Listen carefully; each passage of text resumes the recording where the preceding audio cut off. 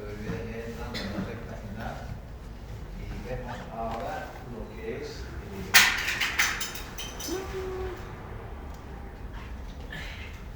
las alteraciones de la zona glomerular de esta cápsula.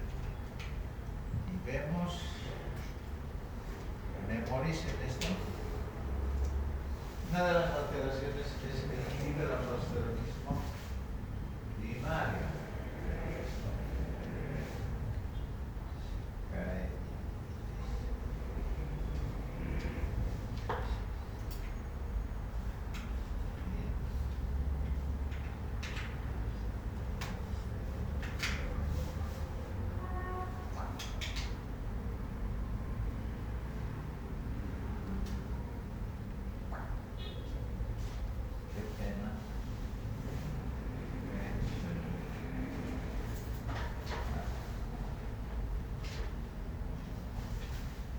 Una de las enfermedades es el hiperaldosteronismo primario.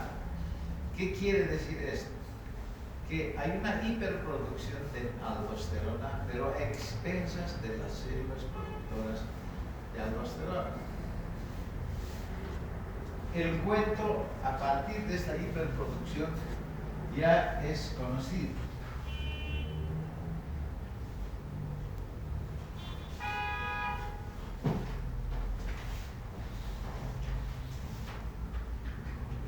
Hiperaldosteronismo primario se caracteriza por la producción autónoma de la aldosterona a partir de un tumor o un adenoma en la cápsula suprarrenal que compromete a las células productoras de aldosterona. Estoy reiterando, se caracteriza clínicamente por hipertensión arterial, una caída de los niveles plasmáticos de potasio menor a 3.5 miliequivalentes por litro, una disminución de la actividad de la renina plasmática. Obviamente que esto es así porque si la lesión está a este nivel, hay una producción de aldosterona y que va a completar el cuadro para este lado. No hay aumento de renina. ¿Por qué? Porque no hay caída de presión arterial ni nada de eso. O sea, no es un ciclo normal de evolución de este cuadro. Este es el hiperaldosteronismo primario, también se conoce como enfermedad de Conn, C-O-N-N, como está descrito en esta primera parte, enfermedad de Conn, hiperaldosteronismo primario. Hay el hiperaldosteronismo secundario, donde hay también incremento de aldosterona, pero en este hiperaldosteronismo secundario no necesariamente hay una hiperproducción de las células productoras de aldosterona, sino más bien los efectos relacionados en la regulación de este proceso. Y aquí ven, ¿verdad? Entonces, habrán alteraciones en este nivel. Puede haber una hipoperfusión renal por cualquier causa, por cualquier razón. Y una de las enfermedades en relación con esto es la insuficiencia cardíaca, que genera un cuadro clínico caracterizado por retención de agua en el tercer espacio. Hay edema y hay líquido asítico en la cavidad abdominal, pero por mal funcionamiento. ¿Qué pasa con el corazón? Se contrae, eyecta esos 5 litros en un minuto, pero como hay insuficiencia valvular, la sangre retrocede nuevamente y no puede alcanzar las presiones óptimas. Por lo tanto, en este caso, la presión arterial va a estar normal, o tal vez levemente, pero no al estilo o como en el cuadro de hiperaldosteronismo primario. ¿Por qué? Porque las fuerzas de Starling, esas que han llevado ya en la parte de líquidos, han llevado en el corazón, las fuerzas de Starling están determinadas para el retorno de la sangre al sistema venoso por las proteínas, ¿sí? Entonces, aquí, ya adelantándome un poco más, va a haber falla a este nivel. O sea, va a haber mayor presión hidrostática, el líquido se va a quedar en el interior del intersticio y ahí se va a sostener. En el otro caso, como es la cirrosis hepática, donde hay déficit de producción de albúmina, igual, ¿no? La albúmina no puede arrastrar agua hacia el lecho y ese agua que no se queda también en el tercer espacio. Pues en este caso, en estos dos casos, la presión arterial se mantiene normal, pero hay aumento de renina, como dice aquí, ¿no? En la gráfica. Este es un resumen donde estamos viendo que hay un hiperaldosteronismo secundario, forma hipertensiva y no hipertensiva. Las dos patologías que hemos hablado son de la forma no hipertensiva. Y de la forma hipertensiva ocurre que hay algún estrechamiento de las arterias renales de uno o de ambos lados que va a determinar que haya bajo flujo. Interpreta como que hay caída de la presión arterial, la perfusión baja y todo el sistema renina, angiotensina, aldosterona se produce. Eso es lo que corresponde hablar a esta gráfica. Ahí están las causas de hiperaldosteronismo secundario. Fíjense, una estenosis de la arteria renal que cursa con aumento de la presión. El síndrome nefrótico, también otra enfermedad caracterizada por la pérdida de proteínas. Fíjense, en la cirrosis hepática hay falta o déficit de síntesis de albúmina.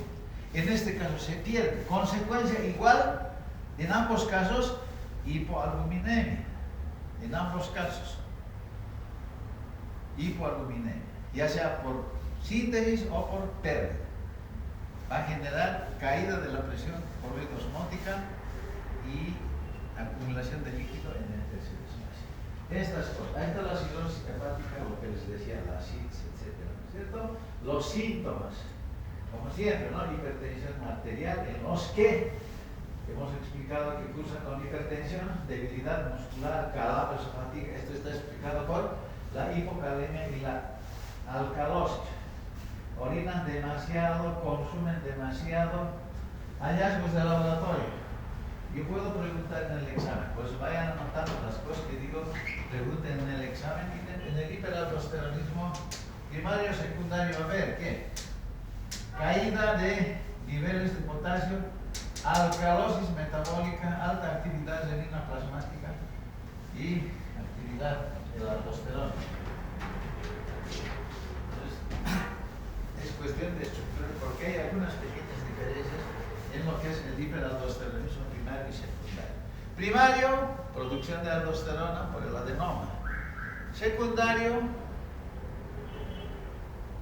producción de renina por caída de flujo, ya sea por estrechamiento, por caída de las presiones, en el caso de la insuficiencia cardíaca que no está descrita en esta lámina, pero es, ¿no? Y aquí hay algunas comparaciones que he dicho, lo mismo he ido hablando, porque lo que no he dicho es esta relación aldosterona-renina. En el primer caso, en el primario, está alta la relación de aldosterona-renina. En este caso puede estar bajo, puede estar igualado. Creo que es la única diferencia entre las muchas que existen. El tratamiento también, fíjense, el tratamiento aquí en el primario es, desde luego, hay que extirpar el tumor, obviamente. Y en segundo lugar, hay que complementar con la espironolactona, un diurético auxiliar de potasio. Eso se les ha dicho. Cuando hemos hablado, o han hablado, aquí tengo gente que está conmigo, les hemos hecho escribir, ¿cuántas veces han escrito ustedes? Lo que es el cotransportador sodio, potasio 2-cloro, eso hacía la furosemida. Pero hemos dicho que la espironolactona también tenía un efecto diurético, pero además favorecía la retención de sodio, de potasio. Como en este caso se está perdiendo potasio, este diurético viene bien, por eso está como espironolactona el tratamiento. Eso respecto a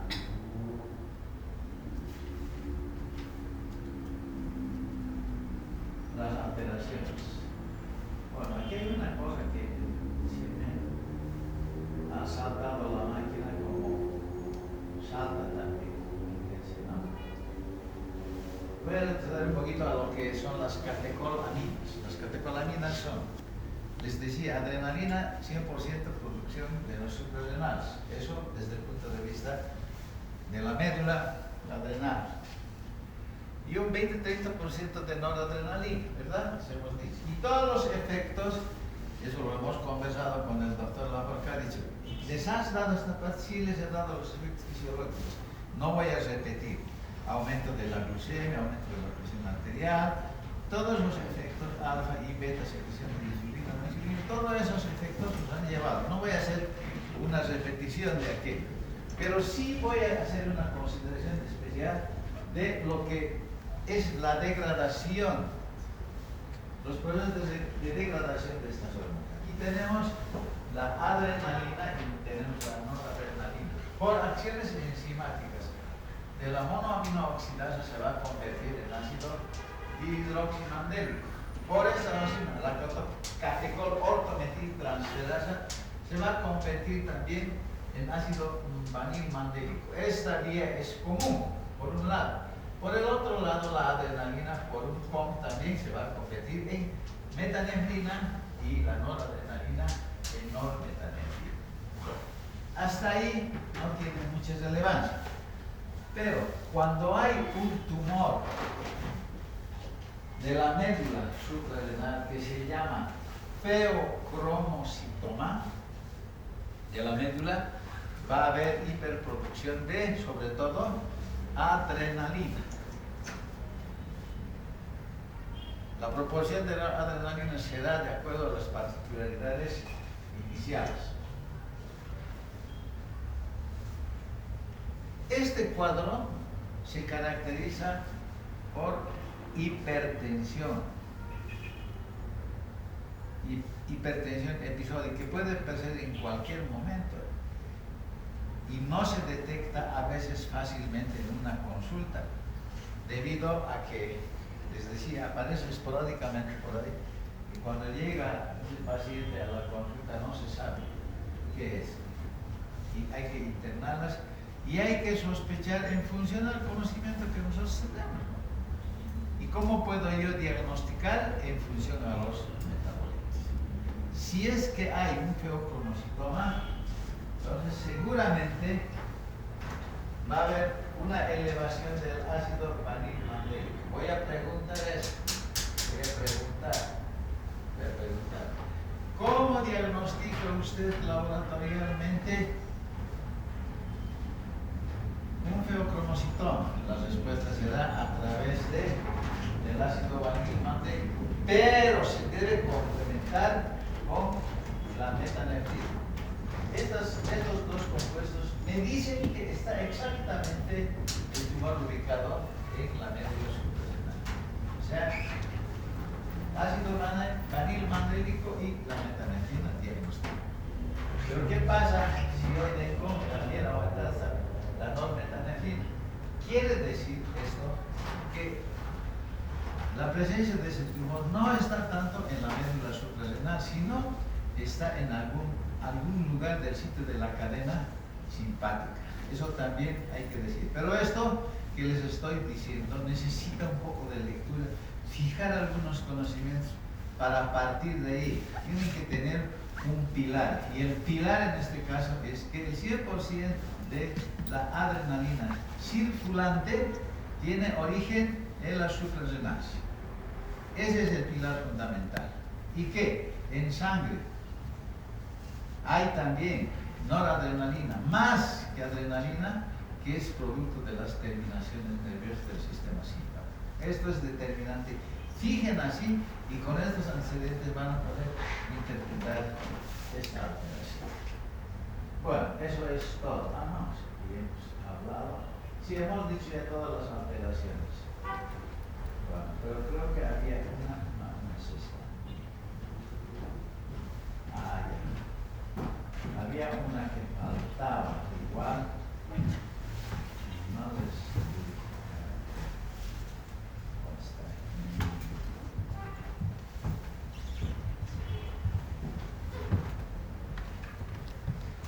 Aquí está.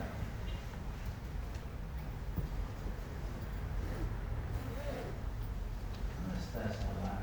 Seguramente se ha metido como... Miren,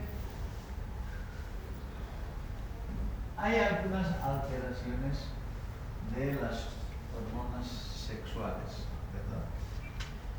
Y aquí quiero hacer énfasis a una alteración que se llama testículo feminizante, se llama. Tienen otros sinónimos también. ¿Y en qué consiste? Miren, normalmente todo el desarrollo embrionario se va realizando y se trata de un cariotipo 44XY. A temprana nace ese bebé y no se dan cuenta, tiene características de mujer, desarrolla bien como mujer, pero el problema se presenta en la pubertad, cuando ya no tiene menstruación. Pasan 1, 2, 3, 4. Yo he conocido un caso, por eso les comento mucho y se me ha quedado. No creo que muchos profesionales hayan tenido. Yo tengo en mi vida, bueno, por los años que llevo, en la consulta tuve una pacientita de 22 años que ya había venido por una cirugía de una malformación congénita. No tenía sus periodos menstruales, eso dicen. Y entonces le empiezo a revisar y efectivamente estaba con un enemigo. Este tipo de pacientes tienen falla a nivel de receptores hormonales para la testosterona. Ya, listo, así estamos definiendo. Donde la carga genética es 44XY. Pero como no tiene receptores, entonces empieza a desarrollar características fenotípicas de una mujer. Nace, ha estudiado, se viste como mujer, habla como mujer. Lo único que no tiene son los senos muy desarrollados, las glándulas mamarias hipotróficas, vello axilar ausente, porque el vello axilar es dependiente de la testosterona, fíjense ustedes. Entonces, y las glándulas mamarias obviamente no desarrollan porque no tienen hormonas estrógenas. Y se me ocurre pedirle cariotipo, y el cariotipo confirmaba que era una persona de sexo masculino genéticamente. Por eso a los chicos les digo, alguna vez, no, te quiero, te amo mucho, eres el único, eres la única, todo, pídale cariotipo, por ahí se están casando con un hombre, aunque no es permitido hoy, ¿no? Pero sabiendo, ¿no? No se sabe. Esas cosas pasan. En este tema el metabolismo de las hormonas se encuentra mucho, pero es una parte de una ingeniería y se sigue descubriendo, se sigue estudiando. Para hacer un comentario extra, así nomás ya, el síndrome de Cushing, hemos visto, ¿cuál es el primer signo? La hipertensión, fases de luna llena, hipertensión, diabetes, etc., ¿no? Pero como dice un autor, ¿no? ¿Cuántas pacientes estarán pasando como hipertensión arterial esencial? ¿Qué es? Llega un paciente a la consulta, presión, sí tiene ya hipertensión arterial esencial, está aldosterona, todos los antihipertensivos, cuando no se ha hecho el estudio respectivo de todos estos procesos que estamos viendo, que se relacionan con hipertensión. Por ahí hay un hiperaldosteronismo primario, por ahí hay un feocromocitoma que está iniciando y le ponemos el sello de hipertensión arterial esencial. ¿Se dan cuenta? Y muchos pacientes castigados de por vida, porque hay algunos pacientes muy disciplinados, sí doctor, y todos los que están consumiendo sus medicamentos, cuando en realidad eso no debiera ocurrir. Eso también es parte de la vivencia que tienen. Bien, creo que hemos terminado con esta parte. Y ahora sí vamos a ir a ver la otra parte que corresponde para cómo andamos de tiempo. ¿Cómo andamos de tiempo? Pregunto la hora. 8:27, doctor. ¿Ah? 8:27. Ah, perfecto, y media.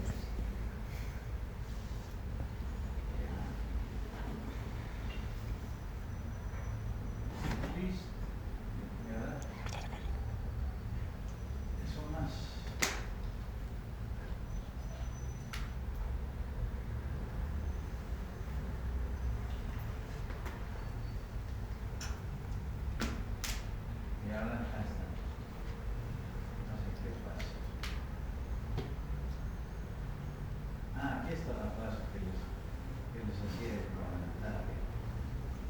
Bueno, ya vamos a entrar en la fisiología endocrina de lo que es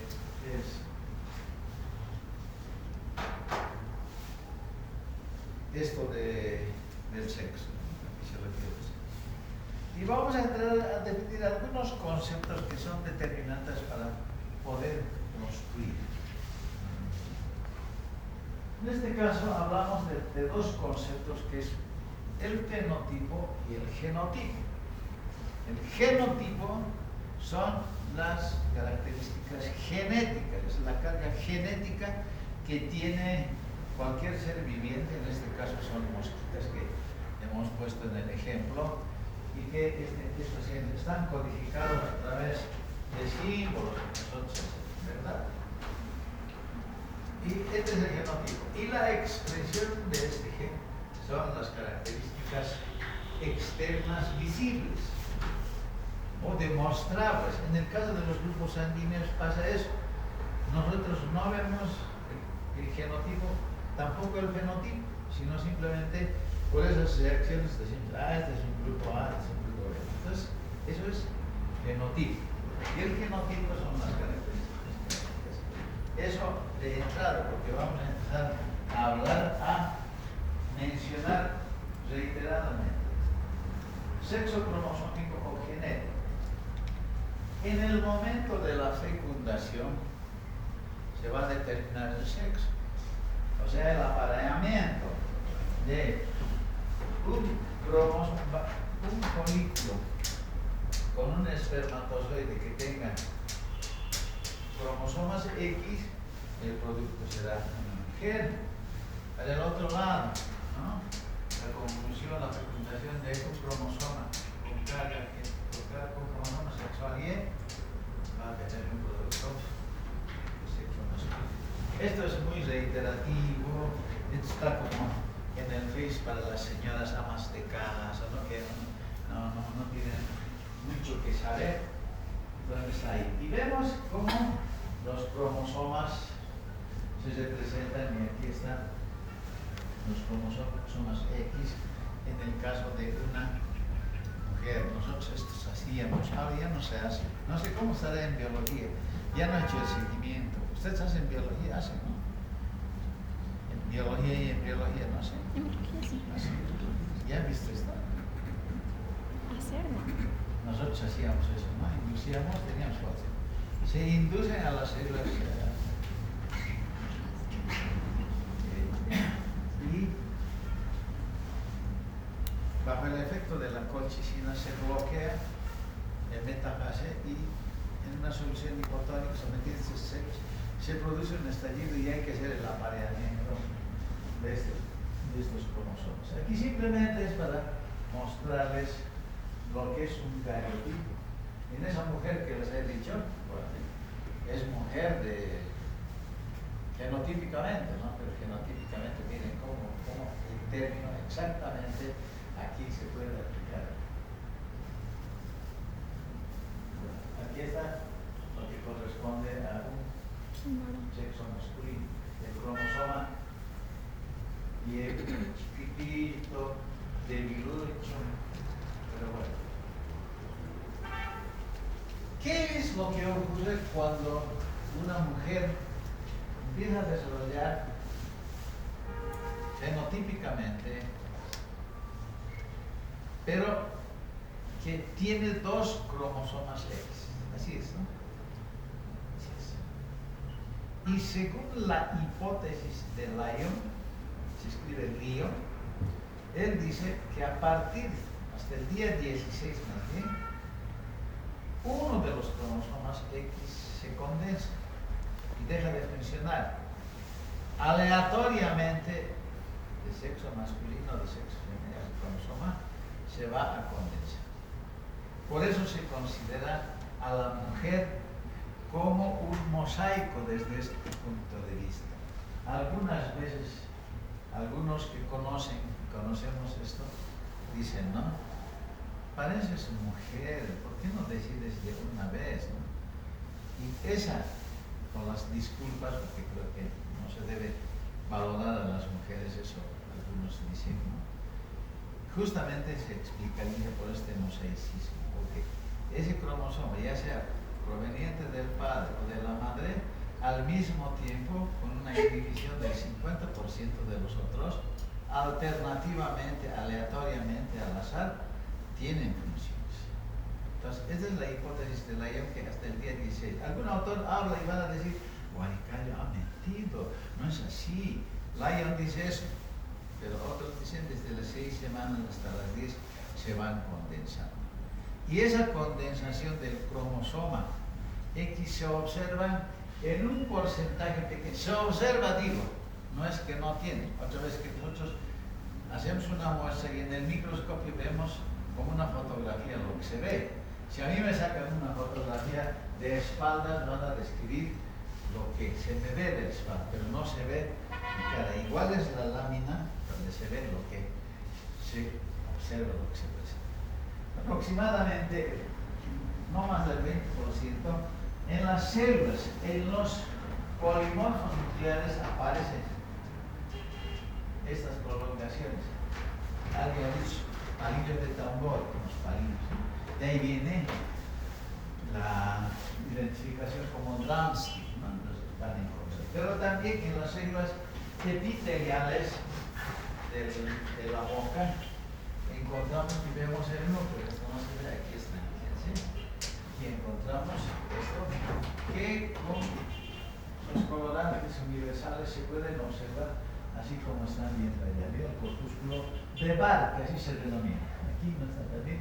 Allá el autor quiere expresar, pero no se observa también. Si usted se hace, ¿qué quiere decir eso? Que el cromosoma X no funcionante se ha condensado. En algún caso puede servir eso como para definir como algo más. En el caso de un síndrome de Turner. ¿Qué pasaría en el síndrome de Turner? O de Turner, con el cromosoma, con el corpúsculo de Barr. No tendría que haber. Ya hemos dicho, se condensa un cromosoma X. Como no tiene otro cromosoma X, por lo tanto, no tendría que haber. Hasta les puedo preguntar en el examen. Ustedes piensan. Bien. ¿Qué más? Ahí está lo que les decía, ¿no? Las alteraciones de las cromosomopatías. A esto quería llegar.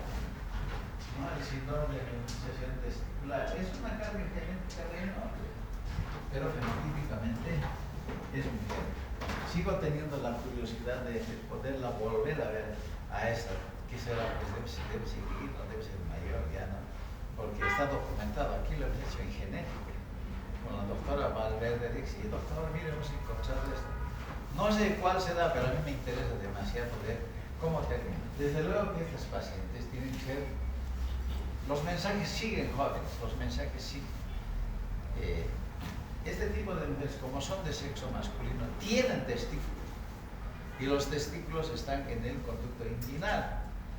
Tienen que operarse porque estos testículos que se encuentran allá pueden generar cánceres. Por eso el tratamiento en este caso es la cirugía laparoscópica, lo que quieran ustedes.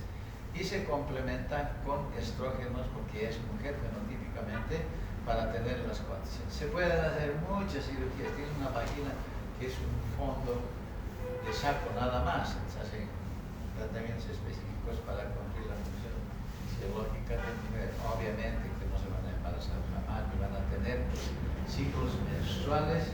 Eso está en el implícito. A ver si alguien me pregunta, cuidado, los pacientes se menstruarán, eso ya no tiene. Sexo gonadal, o sea, aquí estamos hablando del desarrollo del testículo y ovarios. Esto no está en el gaito por si acaso, eso es otra cosa. Por eso atiendan bien. Aproximadamente a las 6 semanas más o menos, bajo una gónada indiferenciada, empiezan a migrar las células germinativas. Si es de sexo masculino, hemos dicho, determinado por el cromosoma X o los cromosomas X y Y, van a inducir a la presencia de este gen, SRE. Es zona de inducción de la formación de testículos. Así es este gen. Entonces habrá un testículo primitivo. Y conforme van pasando las semanas, entre las 7, 8, 9 semanas, como está aquí, entonces van a aparecer las células de Leydig por un lado y por el otro lado van a aparecer las células de Serre. Empezamos y decimos, para siempre, ya lo han escuchado ustedes, las células de Leydig son productoras de testosterona en cualquier periodo evolutivo donde se encuentren estas células.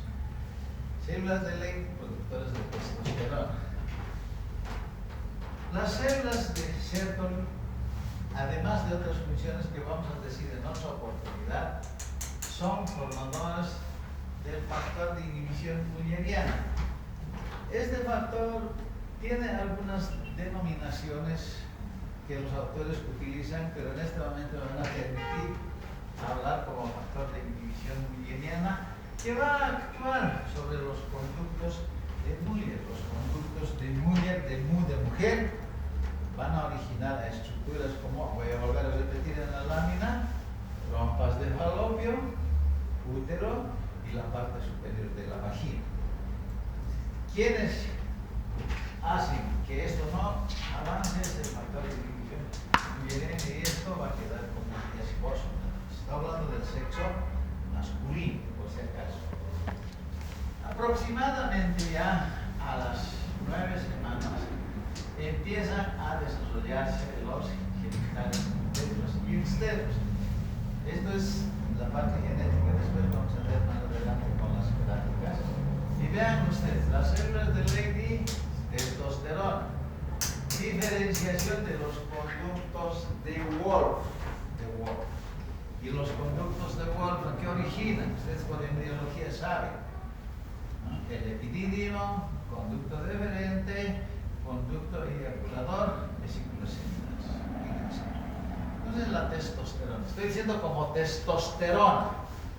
La testosterona también va a inducir el desarrollo de los genitales externos, pero no como testosterona, sino como un metabolito. En este caso es la dihidrotestosterona. Aquí no está la enzima. La dihidrotestosterona. La dihidrotestosterona es producto de la testosterona bajo la acción de la 5-alfa reductasa. Esa enzima convierte testosterona en dihidrotestosterona. La dihidrotestosterona responsable del desarrollo de los genitales externos. Y aquí está bien escrito: glande, cuerpo de pene, próstata, escroto. Eso en función de las estructuras primordiales también que vamos a describir a continuación. Esto es lo que ocurre en el desarrollo del sexo masculino. Pero ¿qué es lo que pasa con el desarrollo del sexo femenino? Es bien sencillo. Bien sencillo. Necesariamente las gónadas van a determinar, bueno, después de la migración obviamente, van a determinar la síntesis de estrógenos y va a permitir la diferenciación de lo que son estos conductos de Muller. ¿Está bien?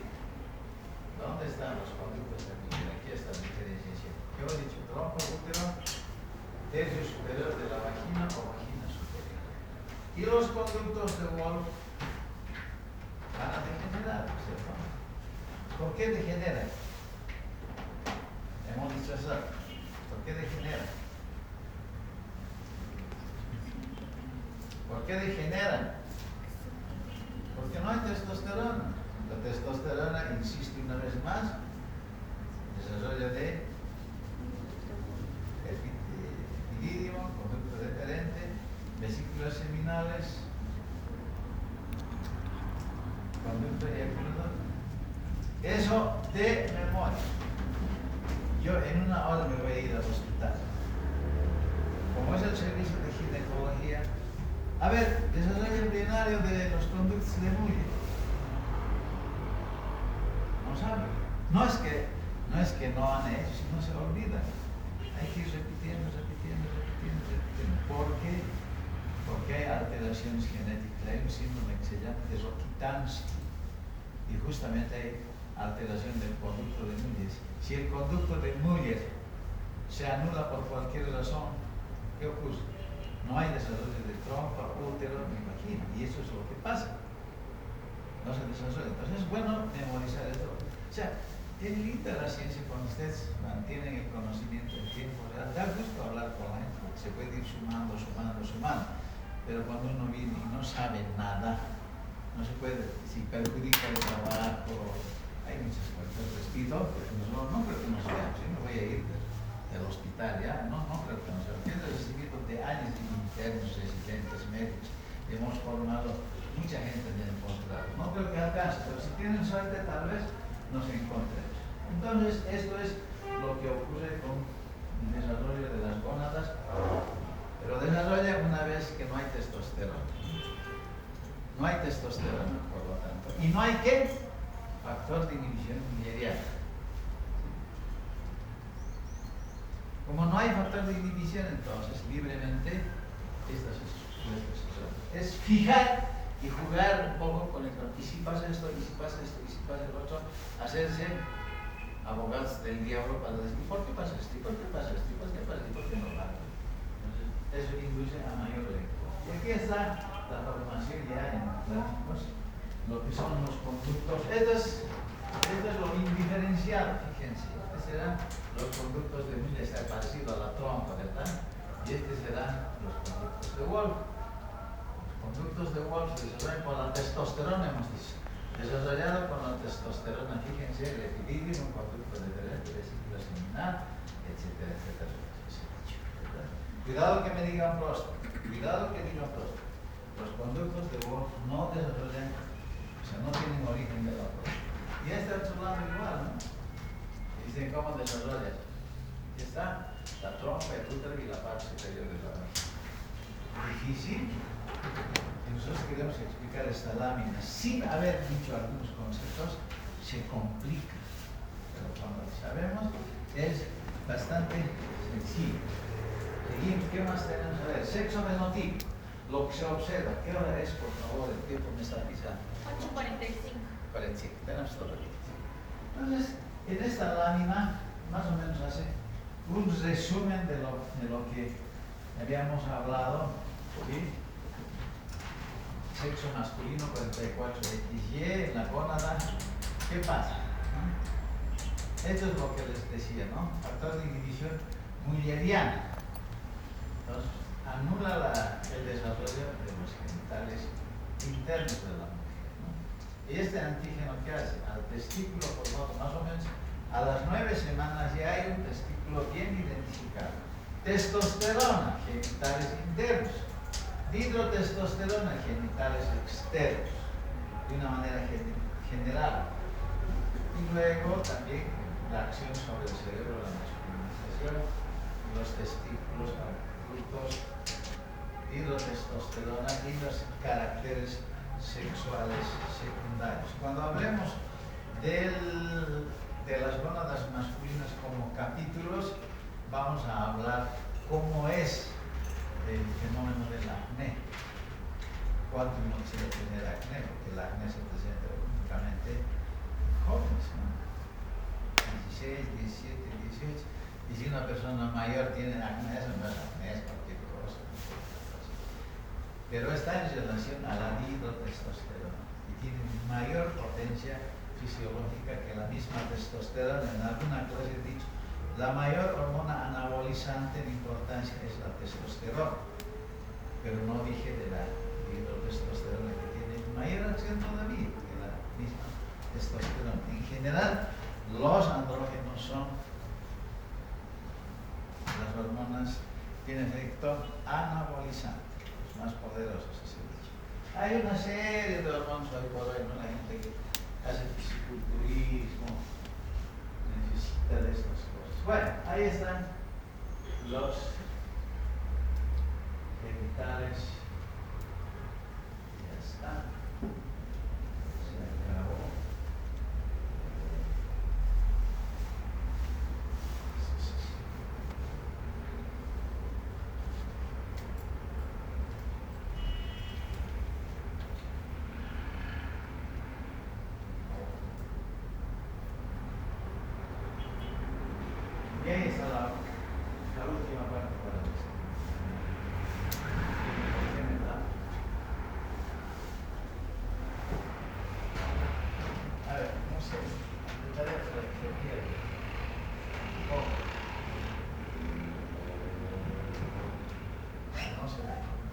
Pero aquí está la fase indiferente.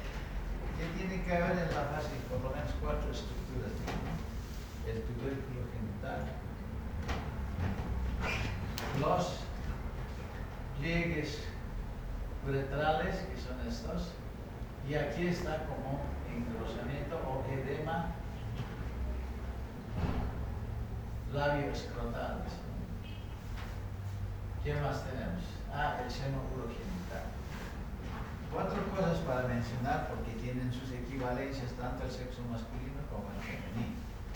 El tubérculo genital va a dar origen al glande en el sexo masculino y al clítoris en el sexo femenino. La hendidura o seno urogenital obviamente que va a dar origen a la vagina. Y en el sexo masculino va a originar conjuntamente con el pliegue uretral a la formación del pene, como que está apareciendo en esta figura. Y el engrosamiento o edema labio escrotal originará a las bolsas escrotales. ¿Por qué no originará al testículo? Porque ya se habían formado por inducción de la SR o esa proteína, ese antígeno, para la producción de los testículos, formación de los testículos. En este caso vemos, en el sexo femenino, el seno urogenital a la vagina en sus 2 tercios inferiores o en la parte inferior, el pliegue uretral a los labios menores y este engrosamiento a los labios menores. Esto es en realidad la equivalencia de estas estructuras que por el influjo hormonal posteriormente van a tener algunas particularidades, pasando por la pubertad, el embarazo, si es que hubiera, hasta llegar al climaterio, y todavía en el postclimaterio hay un periodo cuando se habla de las mujeres del sexo femenino, donde hay una regresión total de estas cosas. Bien, esto es lo que les he traído hoy día muy aceleradamente estas cosas. Bueno, si hubiera algún comentario, si hubiera alguna observación para aclarar, creo que lo hemos dicho todo. Sí, bienvenido. He venido a saludar. ¿No? Ya no claro que sea eso, ya no claro. Voy a saludar a su alumna, mira. Bueno, me hacen los comentarios y voy a estar más. Si estoy hablando muy rápido, si estoy pasando muy rápidamente las láminas, me dicen para detener, pero el tiempo es lo que aprende. Ya les he dicho de subir al hospital, he pedido permiso para ustedes. El martes no estoy, pues sí. Doy por segunda vez la palabra para el comentario o... ¿Nos puede compartir sus diapositivas? ¿Cómo? ¿Nos puede compartir sus diapositivas? No creo, porque estos diapositivos aparecen en Santa Cruz y van pendiendo. Ese es el problema. A ver, ya con todo que para compartir, debe haber por ahí, hay que compartir. Pero hay ese tipo de cosas. Y después son los que trabajamos. Sí. Nadie nos reconoce. Pero si tienen algunas dudas, me preguntan. Lo que pasa es que ustedes tienen que fijar conocimiento. Si no fijan, no va a haber diálogo. Como si una película que ustedes hayan visto bien, 10 veces ya he visto una vez, no, pues va a contar bien la persona que ha visto, que ha fijado. Nos vemos mañana. Súper.